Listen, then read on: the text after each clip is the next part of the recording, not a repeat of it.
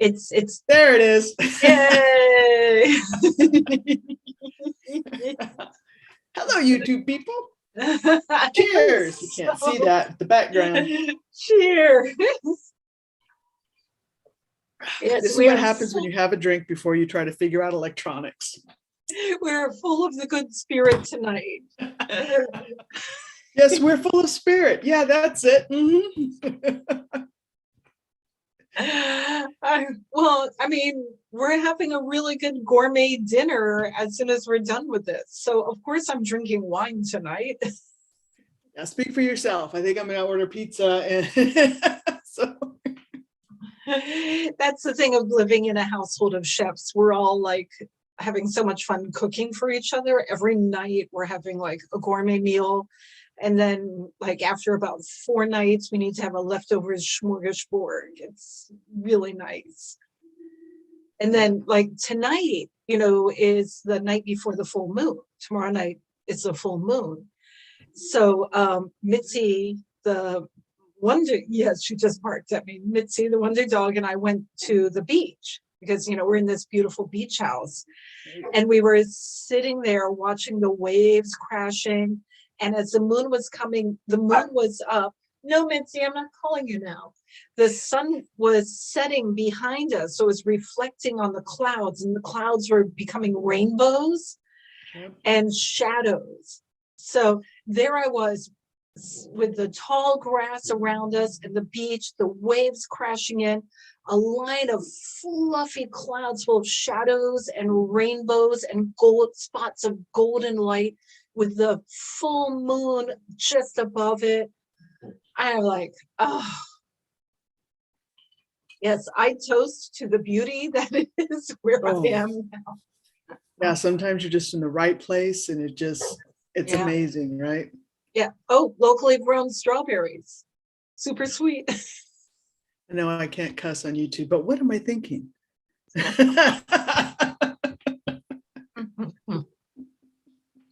You're thinking Bonita's got it too good. She needs to be taken down a notch. And that's one. It's called what? Telepathy? I think. I am psychically reading your total body language. Okay, here we are. Oh, hi, Leah. Leah's with us. So, hi, everyone. I'm Bonita. I'm Kimberly. Kimberly. Hey, you, whatever. We are the Ghost Gals. Welcome to our next episode of Paranormal Revolution. Woo. Where we explore all things paranormal and supernatural and make a little sense of them. Ish, yeah. Tonight should be squish. So tonight's episode was inspired because a number of people have contacted me saying things like, hey, Bonita, you call yourself and Kim psychic intuitives, but you talk to dead people. Aren't you psychic mediums? Why are you using, what's up? What is this? What's going on? So I thought this would be a great opportunity to talk about what is a psychic medium, what is a psychic intuitive, an evidential medium, a physical medium. Those are like the 4 main mediums I know. But then there are like shamans who can talk with spirits and ghosts, you know, and they don't call themselves psychic. It's part of their whole shamanic being. And angel readers who talk to angels, but they don't think of themselves as psychic. So they all fall under one umbrella. Yeah.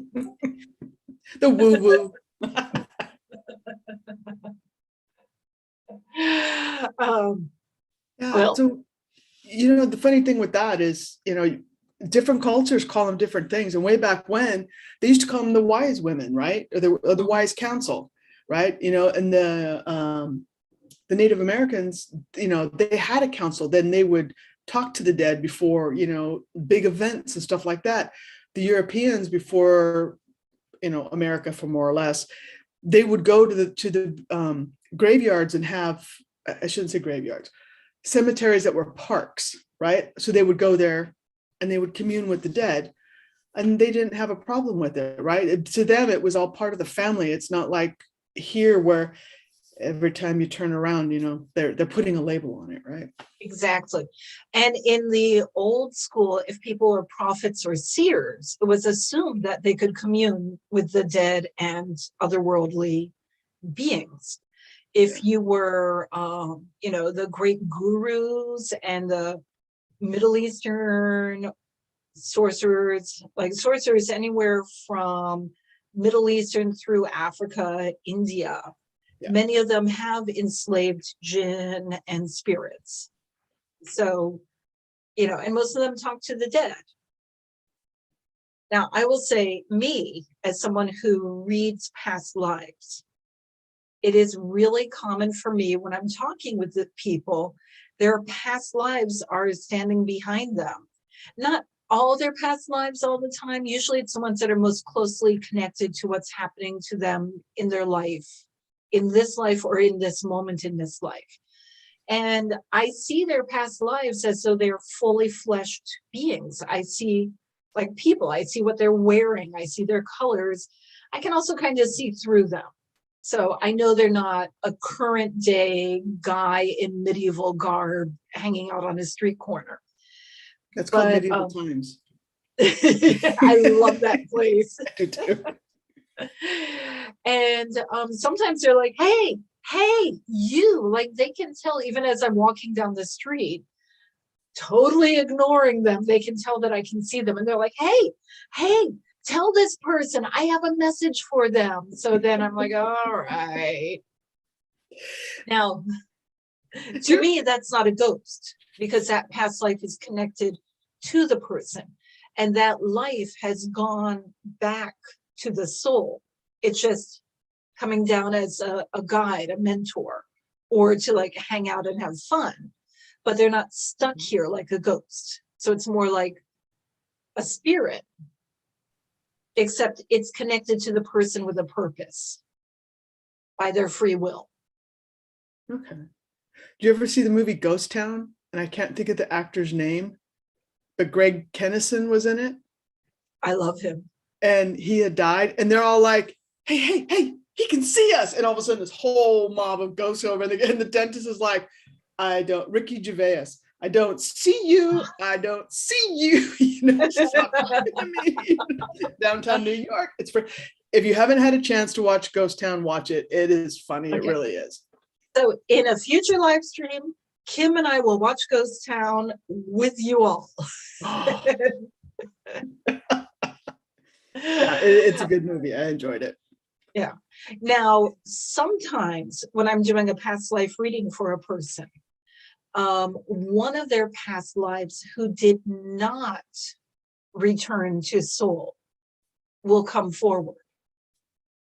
And that is a bit more like a ghost. And in fact, this happens like more often.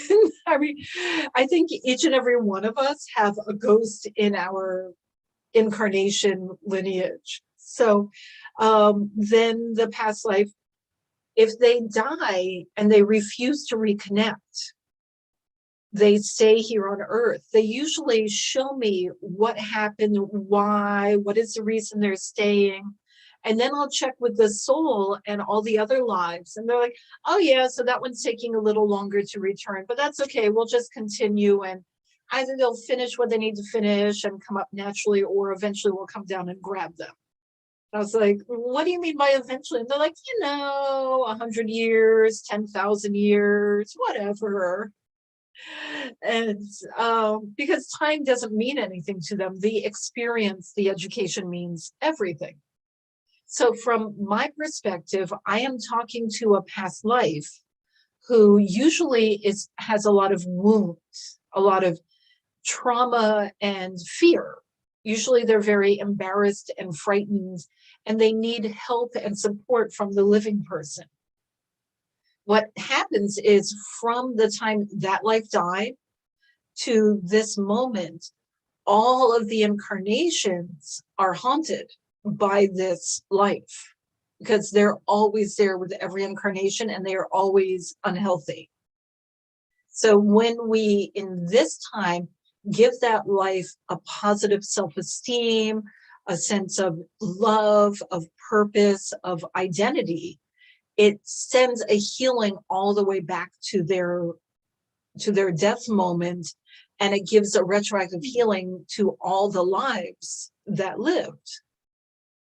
I've always seen this from the perspective of with my clients and the past life, and with myself. I had one that I had to help out, but it never occurred to me. So now I'm talking with them. So all this time that you are disconnected, are you also a ghost? Are you haunting a location? Are you haunting people? Like, oh yeah, like, how did I not figure that out? But are they interacting with the people? I mean, are they interacting with the current life or other people? Both. Okay. So one example was, and it was so funny because the moment I started talking with them, a past life for a client, and it's so terrible, I don't even remember who the client was, because it's not for me to remember my client stuff. I'm the conduit. Right. But I remember it was before the American Revolution in New England, like Boston, northwest of Boston, 2 days ride. There was a woman, and she was married. They were happy. They had a little kids, and and they had like a farm. They had a big chunk of land, and they were doing well. Like everything was good, but they were like, even though they had a lot of land, they were very connected to the township. And there was a magistrate in the township who was eyeballing her with lascivious intent. But she was clueless because she was truly a good and pious woman. So one day she was out gathering herbs or flowers. She's picking something, and there's like a small river, a large creek. How you like only a couple of feet deep in the deepest area, the shoal. Her words are now coming into me, the deepest part of the shoal. So he comes over to where she is at the river's edge, and he's trying to rape her. And all this time she thought he was a good man because he has the ability to pinpoint witches. But it turns out that was just women he raped. He was a very bad man. So he's raping her, and she's fighting him off. She is fiercely fighting him off. They end up in the river. And this part is horrible. So he is literally raping her while she's underwater, and he's choking her. And the last moments, like I can still see from her eyes, the last moments of her life are underwater, looking up and seeing his face while he is violating her and murdering her simultaneously. And when he was done, he didn't realize she was dead. He was so caught up in his stuff, and he looked down and saw she was dead. And he was like, oh no, well, good thing no one saw me come here. And he just leaves her, and he goes the back way back to his place. And then later, when everyone's like, oh my God, what happened? He said, she must have been a witch. Look at her. She's got marks all over her. She has been fornicating with the devil. So bad. And she's like, I am not leaving. First of all, she had small children. She wanted to watch over them as a mother angel protector. So she is, oh, hello. Hi, everyone. Hi, Denise. Hi, Gail. Hello, everyone. Peace Channel. Yes. Shalom to you as well. Namaste. So back to the gory details. Like, she's now free of all pain. And all she cares about is watching over her children and making sure they're protected. She became like a guardian angel to them. And she got to see them growing up and, falling in love, being married, having children. And she sent constant love and blessings to them and protection, made sure no harm befell them.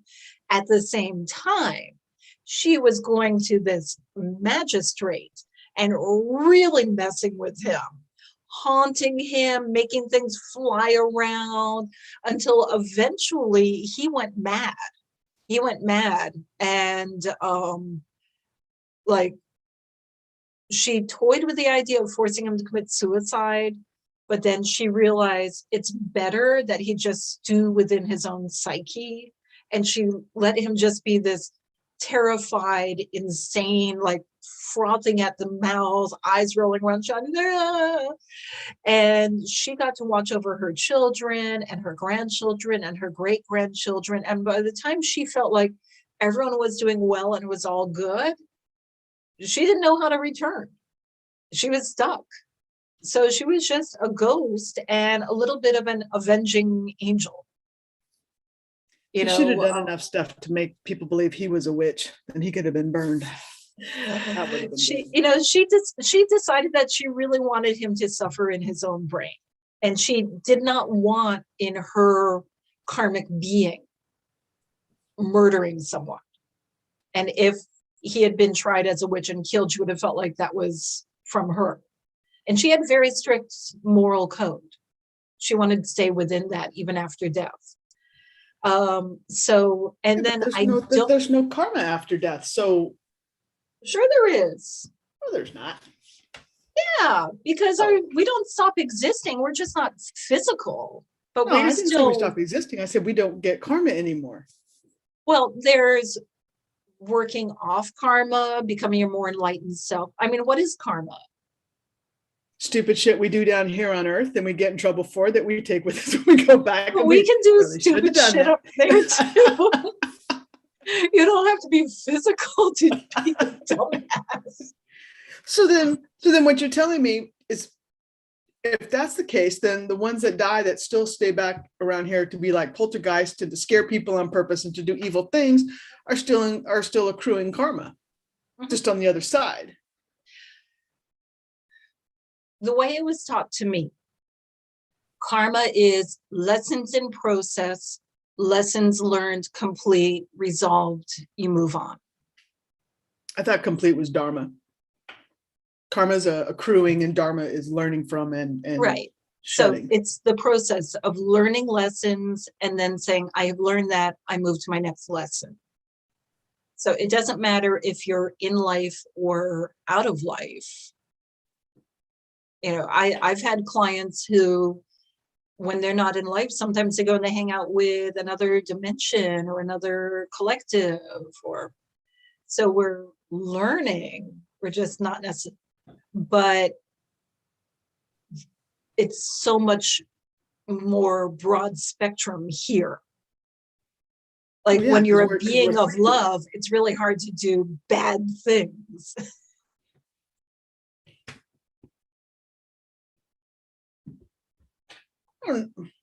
Well, we've all heard the term, right? The things we do for love, right? 10cc, 70s, great song. But anyways, no, but really, that song. Yeah. Right? But what are some of the things you do, right? So, I mean, you have good intentions because you're so in love with this person that you're willing to overlook this or do something that's not morally right. So you can't, then you still get karma because it's bad. Like a great example is, you know what, we'll use Romeo and Juliet because they did it to themselves, right? They couldn't be together, so they committed, again, it all depends, you know, the religious aspect, but they committed suicide to be together, right? So, but that was done out of love. So how could there be karma if it's done out of love? I mean, I don't see any karmic response to suicide except if you feel guilty over it. Right. No, but I mean, but the action, two people are dead because of love. Right. Right. So how is there not karma out of that? No, there's like, I mean, I don't see karma in the nature of good or bad. It's what are you learning? Have you learned it? Okay. I could go with that. Like what happens if you and I agree we're going to come to life? I'm going to be your mother. and you're going to be an amazing person, and I'm going to be a horrible person, because you wish to explore what is it like to always be amazing no matter what. So I don't have any, negative karma from being a bad person to you, because we agreed before we came to life that that's what would happen. Right, we agreed. But what about all the other people you treat like crap? Well, either we agreed to it, or they were magnetically drawn into my trap because it's something they have to learn and they can't keep away. Or maybe I grew a few lessons that I got to resolve. But do you get karma out of that? Well, probably some lessons learned, probably some I need to learn that a little better. But so then every interaction on this particular planet has been negotiated, good, bad, or ugly. Is that a fair statement? It's not how I see it. I see it but everything has been negotiated as you are either learning a lesson, or there are people who are in violation. Like, look at Hitler. Gross violation of a lot of soul contracts, right? But what if he came down here to do that and he had agreements on that? Yeah, he didn't. There are some, like Charlemagne. He had a contract to do that. Or Genghis Khan. Genghis Khan had a contract to do that. What about Hitler? Serial killers? I think most of them are just really messed up, but I don't know. I don't do past life readings for serial killers. No, but then it begs the question of why is it valid here but not here, right? So it's saying everybody has contracts, and we do have outside interference, right? So sometimes stuff happens to us that's not part of our planned learning. It's something we need to learn, but but most of it most of it's good, right? We still have our issues, right? But if we're only talking about those being part of the plans that we came down to learn, whatever that, and then when something really evil happens, saying no, they went out of bounds, you can't, it's off balance automatically, because you have to have good and bad, so that way what one is without the other, right? So that way you're supposed to try to keep things in balance, because unfortunately you have to have balance. You can't always have one or the other, because then you have the pendulum swings and they're too much. You got to keep them equal. So I had a life where I was a serial killer. It was a long time ago, and I'm still working out the karma for that, because that one, he wasn't supposed to be, and he got really messed up in the head and caused a lot of damage. But there are people who are supposed to be horrible in life. There are supposed to be, like, sometimes I've come into life saying, I'm going to be a slave. I'm going to be a this, I'm going to be a that. Like, we don't always come into life saying, oh, I'm going to be goodness and joy. If we wanted to do that, we just stay up there. Right. But I do believe that we have the full A to Z of contracts to include serial killers, sociopaths, the people who are here to lead the charge, like the Light Brigade. We're going to win. We're going to be the Spartan 300s, right? Thank you. My lights just flashed, So, I do believe that, right? And then sometimes people do get off course. I also believe that you sometimes, and we've all heard this term, there's a fork in the road. Which one do I take? Right. You have two contracts at that moment. Which one are you going to take? And that's where you can become maybe the cop, the lawyer, the doctor, or you become the serial killer, right? Exactly. Or the thief or whatever. So, and you guys who are watching, Kim and I right now are both we're both reading an amazing book on connecting with your parallel lives. And so we have conversations like this all the time.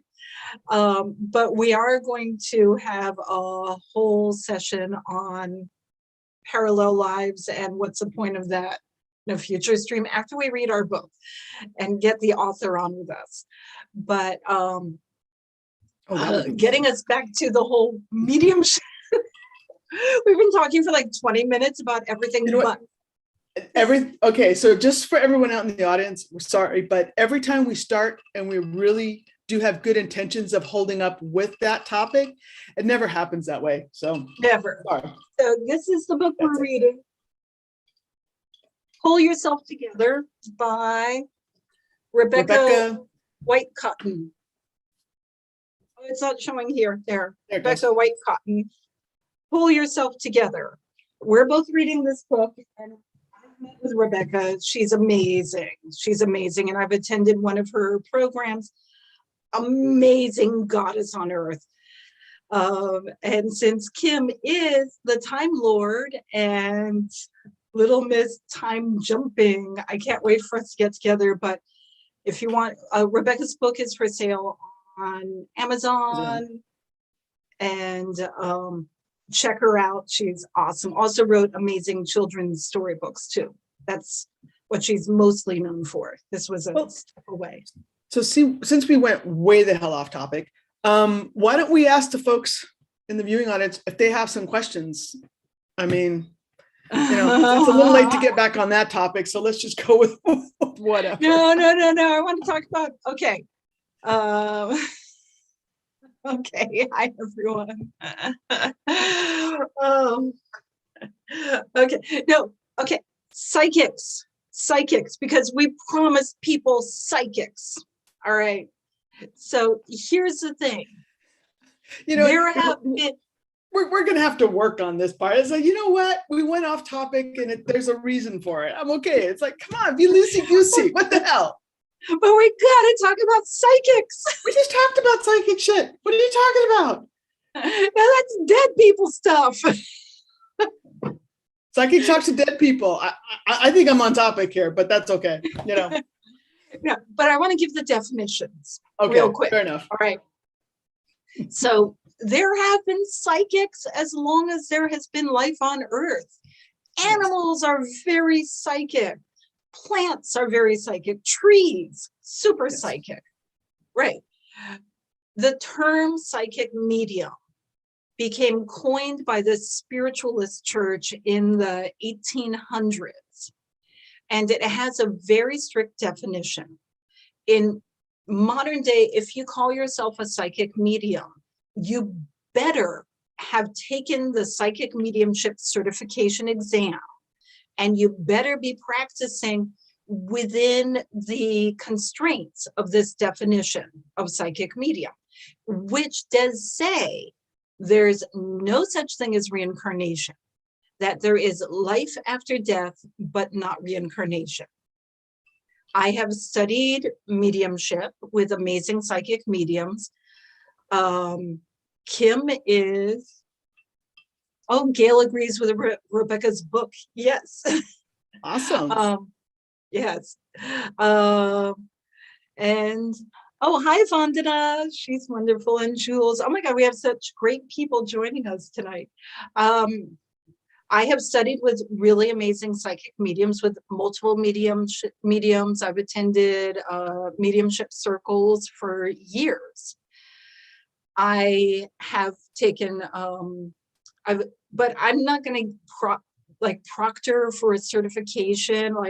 That's just one, not me. And two, I'm not going to become certified with any organization that denies reincarnation, because I may as well become certified by the Flat Earth Society, right? However, and by the way, they are around the globe, just to let you know. It's on their website. Yes. On their website, they say all around the world. Members, Flat Earth Society members are all around the world. Yes. Can't make this up. Now, I'm going to say I have a lot of respect for psychic mediums, and we will have psychic mediums come on here. And many of them do personally believe in reincarnation, or they don't disbelieve it, but it's not their experience.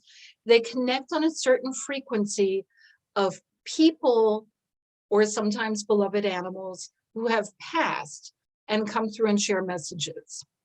When my middle son died at the start of the COVID stuff, you better know that I connected with several psychics to help me talk with him because his death was so horrible and so sudden.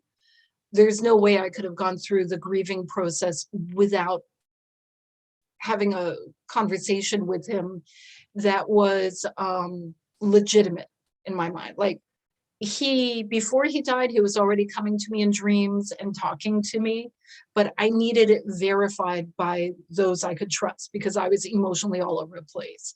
So I have a lot of respect for psychic mediums. Kim could easily be a psychic medium if she proctored for the exam because she's seen ghosts her whole life. School of hard knocks, baby. I'm okay with it. So that's why I say we're psychic intuitives, which means we're like the renegade psychics. Song, was it Gypsies, Tramps, and Thieves? On the side. Yeah, no. Yeah, but and remember, I did live with gypsies, so that's I got right. to No offense. Just saying, I just that song came to mind. It's a great song.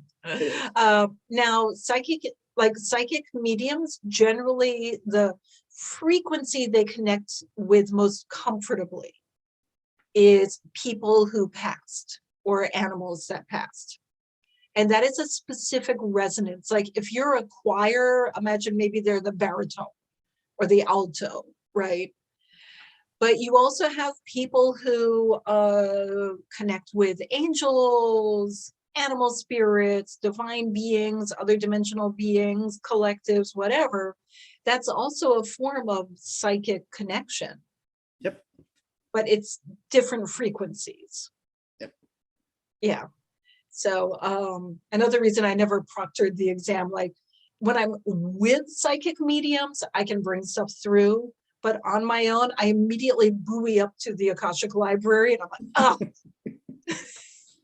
It's easier to just pull out a book and read about them than to like get myself to that frequency and stay there.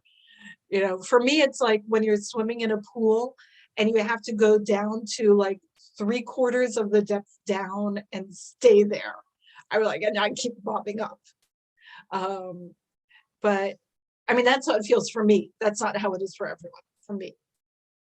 I always second guess myself. Did I really hear that? Did I see that? Did I really, I mean, I've had some weird, phrases come through.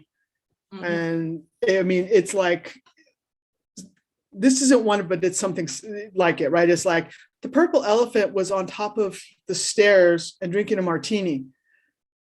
Does that make sense to you? And they're like, oh yeah, my grandma used to do. I'm like, hey, all right, but when you're going through it, you second guess yourself. It's like, did I really just hear that or see that? Because because we're taught that that this doesn't exist, right? You don't hear these things, you don't see these things, and and it sounds totally ludicrous, and you come off with stuff, and then all of a sudden it's like, oh yeah, that makes sense, and you're like, okay, I feel better now. So yeah, when I do mediumship readings, like when I connect with whoever, I have to totally trance out and let it just babble through me, and I'm visualizing it.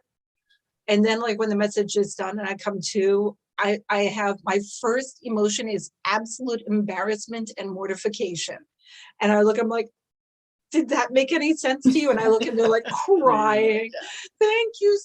Oh my God. Yes. But the first emotion is always like, oh my God, I hope I didn't horribly offend anyone with all this gobbledygook.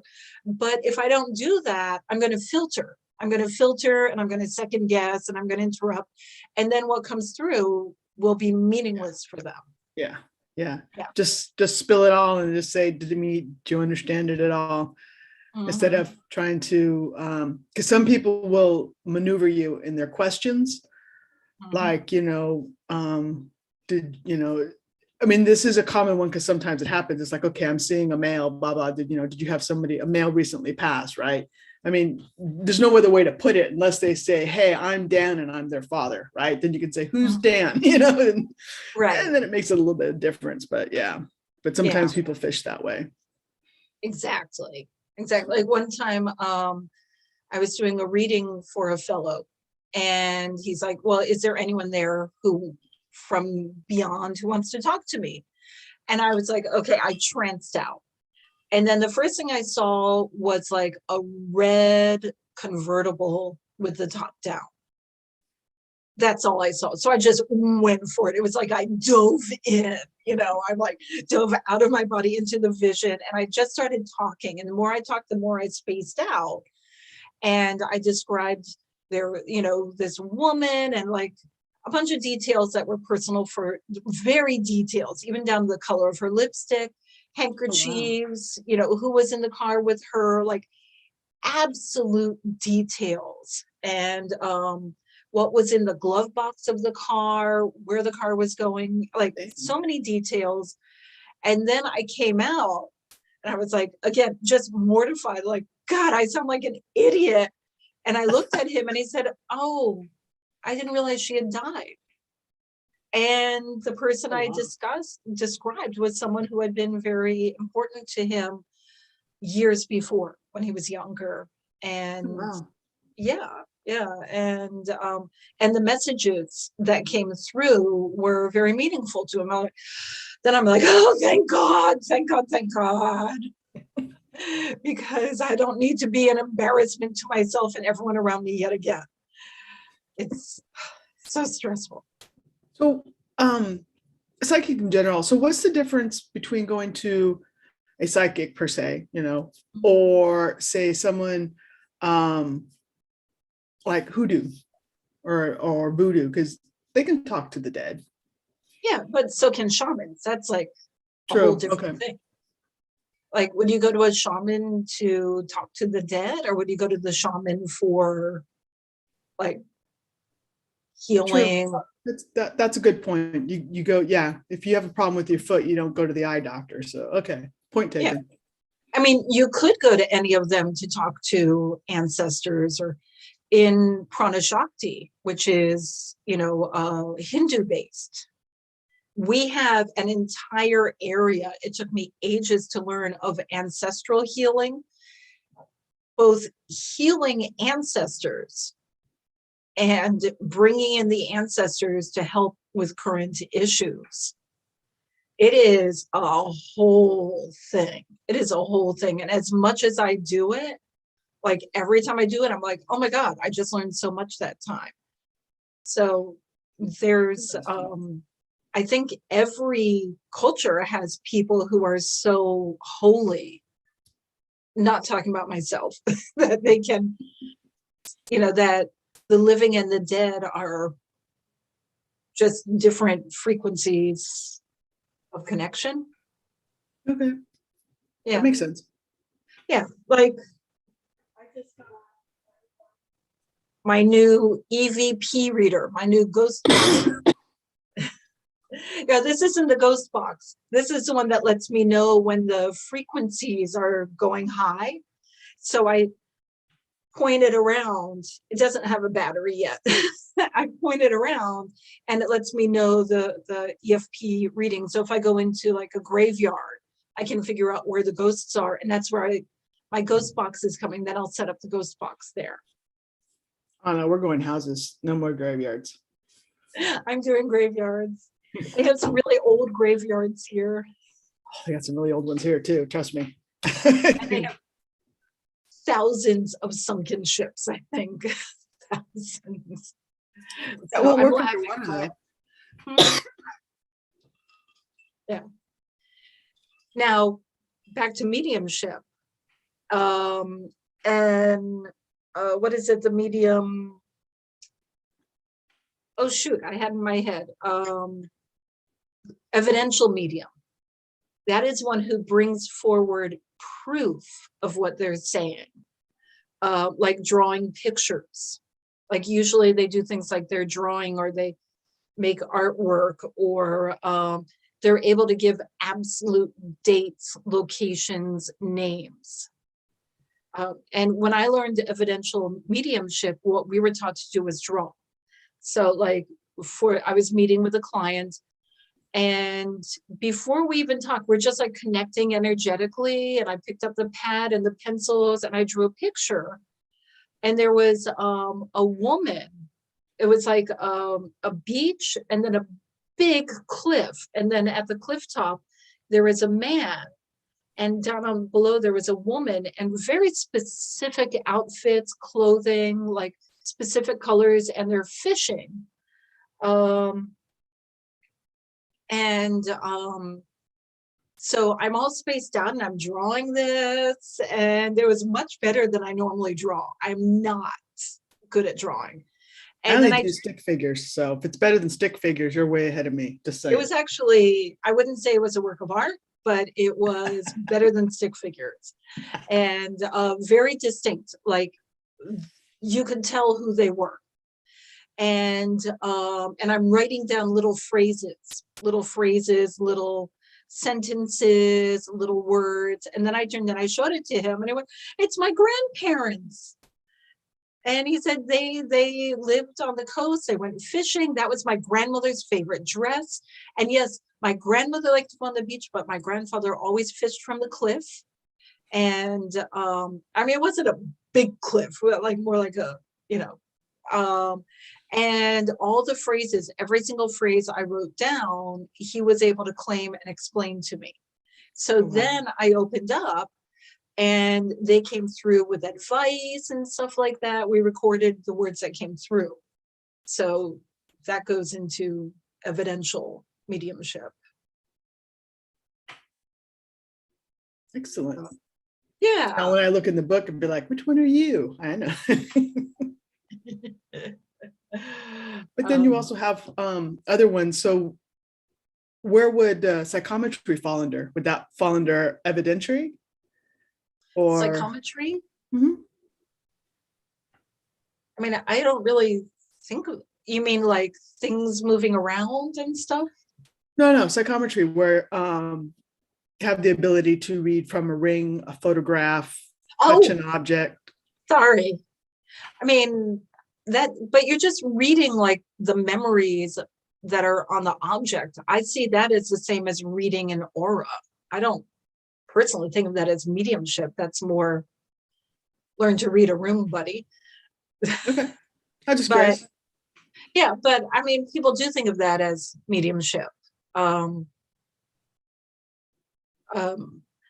But I might be poo-pooing it because I've taken courses in it a few times and I'm not that good at it. I am. I told somebody about their wedding off of a photograph of him and his wife, and it wasn't their wedding photograph. And I pulled the wedding day, the whole 9 yards. Wow. Colors, everything. Wow. Yeah. Yeah. Just kind of curious. One time when I took a class in psychometry, of course, everyone in the circle puts an object in a basket with no one knowing what object is what. And then you take an object and you read from it.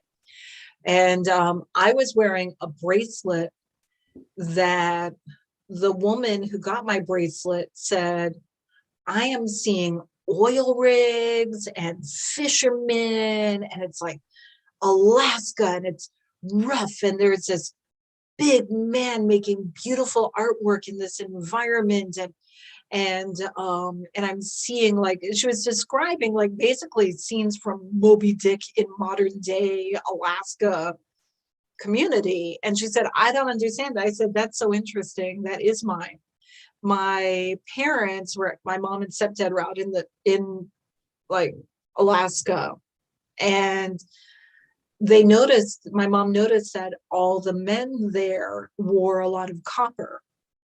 Like the big oil rig guys wore copper.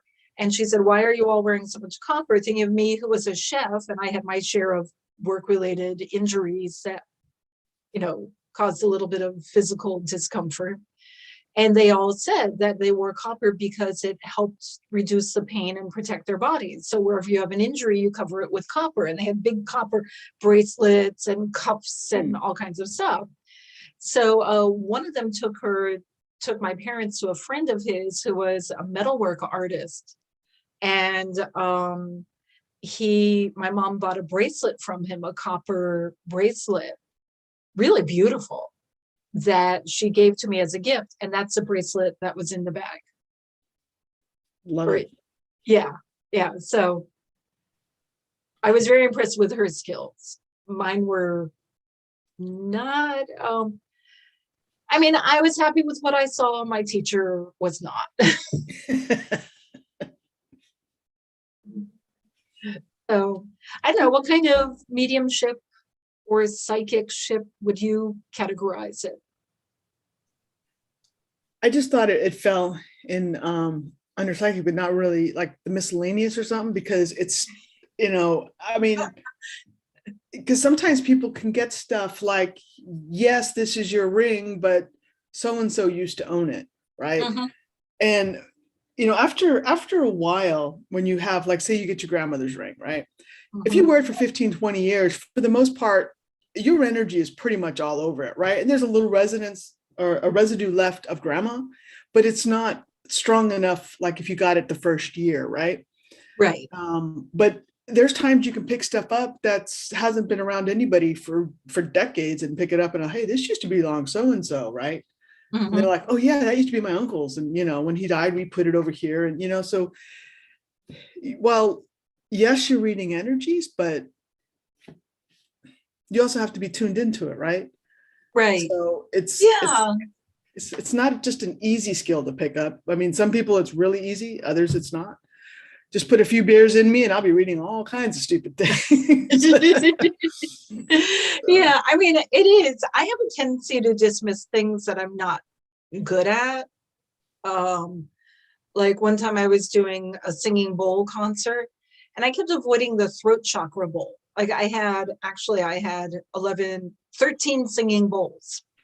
There were 2 for the heart, and we were like, and there were 3 of us playing. It was really beautiful concert in this gorgeous church.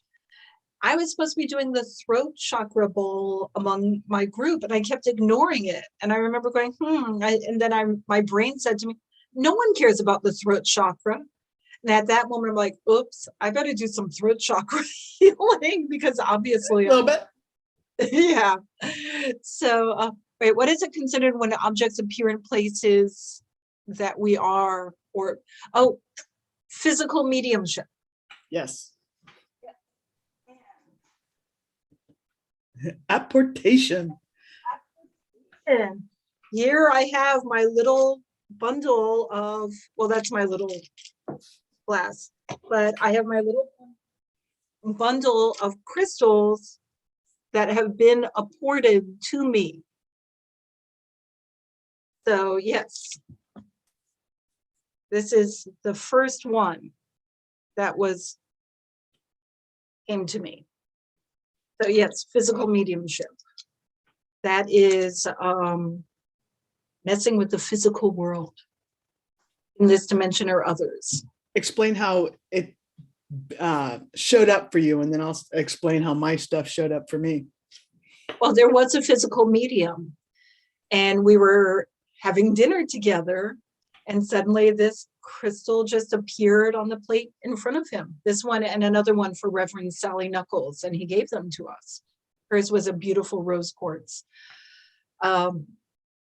Physical mediums can make things, they can teleport things, either from, like, if there is a tomb that is enclosed and they want to see if they believe there's a sacred relic within it, like maybe Saint so-and-so was buried under a church and they don't want to open it up, the Catholic Church will get a physical medium to go in and apport whatever relics are in the tomb with Saint so-and-so or a holy person so-and-so out, so the Catholic Church can document it and then determine if they want to take it to their caverns or send it back into the tomb.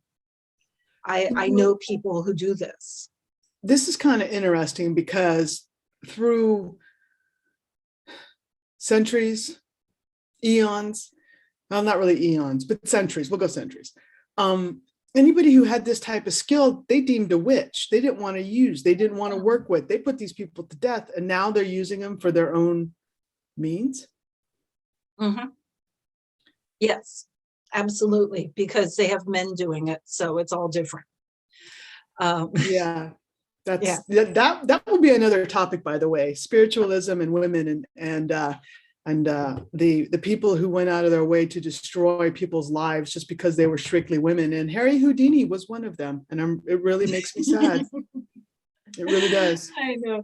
I prefer the Harry Houdini of the modern various TV series to the real life one. But that's called fantasy. So if you want, then well, you know what, fantasy works, but the reality, he was not a nice guy. No, but you know, I'm going to go down a dark feminist rant if we go any further. So we're coming back around. So let me tell you my experience with physical mediums.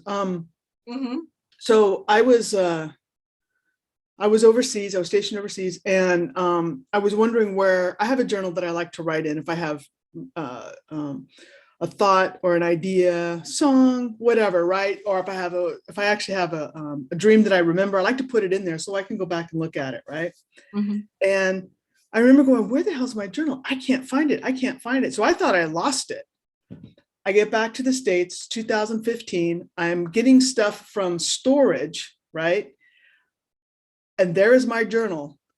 And my last entry date was August of 2014, because I lost it shortly after that. And I was overseas in 14. There was no way I could have done it. So it moved for it on its own. I didn't do it, but that's, I've had several experiences like that where I can't find something and I opened up a sealed box that's been sitting somewhere for a while, and there it is. Right. So they're moving it for me. Absolutely. Yeah. And I've done that when I was practicing physical mediumship. I was studying physical mediumship for a while, but then things would happen like I'd walk into my dining room and all the change that's in like under your bookshelf in the sofa cushions would be in a neat stack on my dining room table. That's called poltergeist. No, this was me. I'm the poltergeist. I was doing it. Well, how old were you? No, this was a few years ago when I was studying physical mediumship and I was practicing my exercises every day. All the lost things in my apartment would appear in really obvious places that they obviously were not there before. So it was great. I found the one telephone I'd been looking for 3 years, was sitting right on a bookshelf. I'm like, I know it wasn't there. And all the missing loose change everywhere. But other things were happening that was really annoying. Like I was at a clothing store that was at a parking garage. And I knew I had parked one level below the entry of the store. So I left the store and went down one level and I'm walking. And I saw, the cars that were there because I was not there for that long. And then suddenly, like, I was lost and I had gone down an extra floor. Now, I know for a fact I got out at the floor I was supposed to get at, but suddenly I was another floor below. Or at one time, we were driving south on 95. And I know for a fact we were driving south on 95 because the road signs were quite obvious. The next thing I knew, there we were at a national airport north on 95. It made us like an hour late for the event that we were driving to in Williamsburg, Virginia. So that's when I quit studying physical mediumship because like I didn't have a proper daily mentor and I didn't have like my lifestyle, I was a single mom running a business, doing volunteer work. It was just like too cluttered. And once you open that door, it messes with you. So I have a question. Mhm. So I've been wondering about this. You know, you put your keys in the same place every time. You come down, they're not there, right? And you're the only one in the house, right? Right. So then it's like, okay, who moved my keys? Come on, you know, Mhm. fairies, knock your shit off. Is it really fairies, or did you jump a timeline and now they're in another place? You see, and we have Leah is asking about this, about like things that disappear, and she's asking, is it poltergeists? Is it some sort of telekinesis? You know, are they jumping to another dimension? I mean, all of those are possible. I've seen all of those happen. Yeah. So if you have a house with a garden, you probably have gnomes and fairies and wonderful things. Especially if she has a lot of animals and she's an artist. Oh, hell yeah. So couple of things. Get some you know, obviously put it up where the animals can't get it unless you have cats, and then all bets are off. But get some like candies, like hard candies, put them up, and then it gets shiny bubbles. Doesn't matter what it is, just something shiny Right. bubble. Like shiny glass, pellets, Yes, glass yes. beads. Just no bells, because they will take them and you'll hear bells, right? So, and just tell them, hey, if you want to take something, you know, here's something sweet, here's something shiny, right? And you can put them out in your garden outside, or you can put them over wherever, just, you know, away from the animals. Yeah. And hopefully that'll take care of that. Poltergeists usually step up their game. They'll start really small, and then they'll start opening and closing doors, and, you know, you'll start noticing things, right? It's kind of hard to miss. Yeah. But I would say Timelines. more likely fairies and gnomes, since they have a very Yes. natural home, and she's an amazing artist. Amazing. Because fairies are fairies are airy, and they do a lot with creativity in the mind and stuff like that. So that's probably more what it is. So yeah, try to appease them and see if it kind of calms down. If they don't like what you're putting out, they will knock that over. It just kind of like a dog that knocks their bowl over. They're like, so that's how you know if they don't like it. So some fairies actually like brownies and stuff. I mean, yeah. So Azure Windwalker, who's a shamanist, and she lives on a mountain near Roanoke, Virginia. She has like a bunch of land on a mountaintop, and she always has a bowl full of the glass beads, you know, like the type you put in the bottom of a flower arrangement. And I can't tell you how many times when I would go to study with her, she'd say, oh, bring some beads, bring some glass. And I'm like, so what are you doing with all this? She's like, I don't do anything with it. The fairies keep taking it, but if they're not taking this, they're taking stuff I care about. And then we'll go walking, and in the middle of the woods, there'll be a beautiful little area with glass. I'm like, Osira, did you do that? She's like, I've never seen that before. Yep. Yeah. You also, I believe, they also have witch balls that you can hang up that also helps with spirit. So you've seen them before. They're usually glass. They vary in size, and you'll see them inside nets usually. But those are witch balls. So it's also to help. And fairies do like to play with those too. So if you hang them up, they'll kind of bat them around. Yeah. Very cool. Yeah. They also distract flies from coming in the house. Oh, there we go. Yeah. That's a 3-for right there. I love it. But no. Yeah. The fairies can also be mischievous just when they get upset, because that's the thing. When you start giving them, the gnomes and the fairies treats, whatever they end up liking, and baubles, if you don't keep up with that, they get mean. They're kind of like the pets. You haven't fed me today. Get up. You need to, they get mean. I would say more petulant than mean, provocative. Might feel mean. I mean, we all have different definitions of mean. I mean, it's nothing nasty bad. It's just like they'll knock. I've had a friend, when she didn't do it, they knocked over one of her small plants. Right. Yeah. That's mean. In my book, that's mean. Right. So. Yeah. And for me, when I go into areas where Sasquatch are, If I don't acknowledge them, they steal my glasses. The very moment I acknowledge them and talk with them, someone will go, Bonita, I found your glasses. And it will always be somewhere that I had not been. And it's always like instantaneously. So yeah, something like that. That's mean too, because you need your glasses to see. So, you know. Yeah. At my home in Maine, after I bought the house, after I moved in, people who show up say things like, oh my word, you know that this was sacred land to the Native Americans in this area. I'm like, oh, and also they're like, you know, you have Sasquatch here. I'm like, what? How do you know that? They're like, don't you feel it? Like, okay. Especially like, you know, the people who work in the land, in the soil, they're really like much more connected. You know what? We need to have, I don't know how else to term it, but earth witches on to talk about that. Yeah. So here's this, their bird's pellet keeps appearing in places they would never place it. And an electronic things messed up. Yeah. Yeah. That happens with the energy. What do you mean bird pellets? What's that? Bird food. Ah, okay. Yeah, so they shouldn't be so mean to your birds. That's not nice. But maybe it's a squirrel. He doesn't like the food. It's possible. No.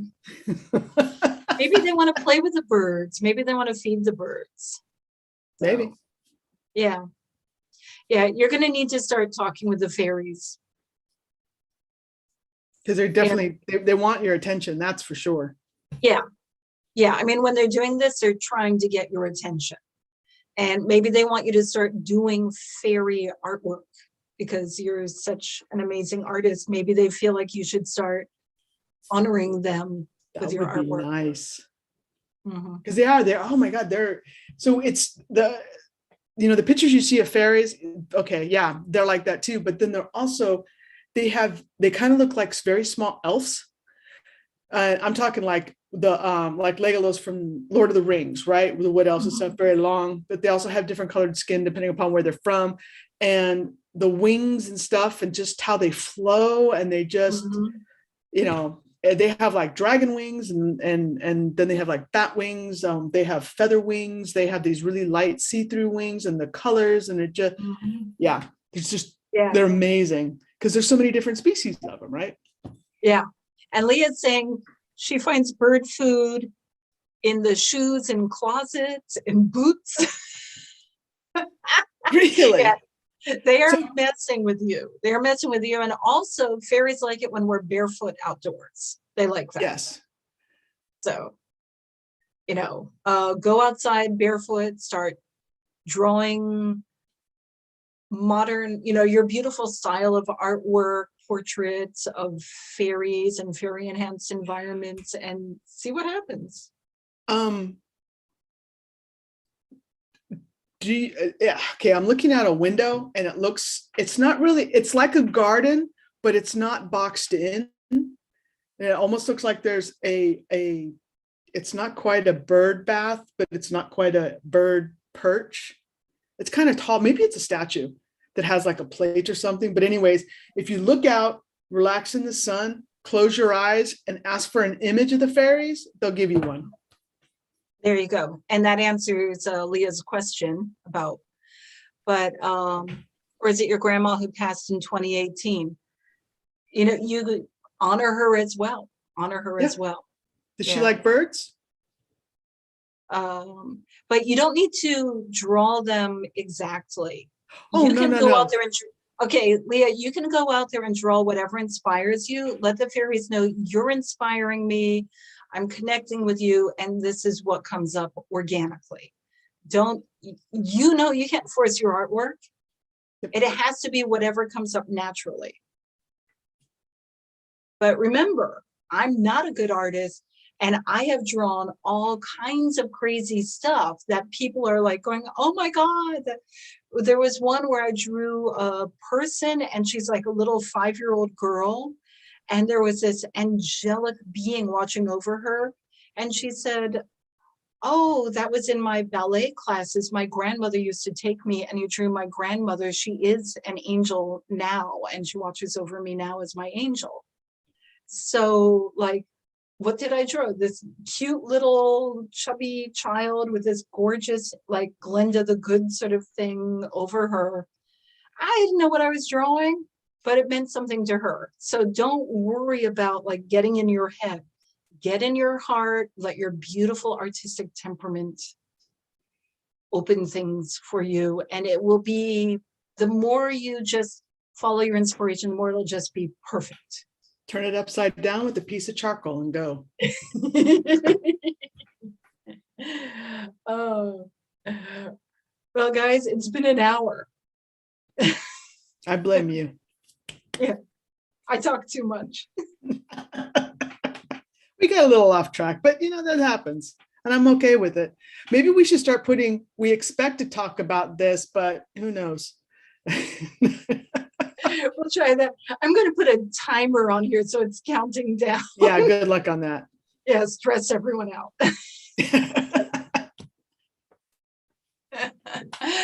Everyone, we'll be back soon.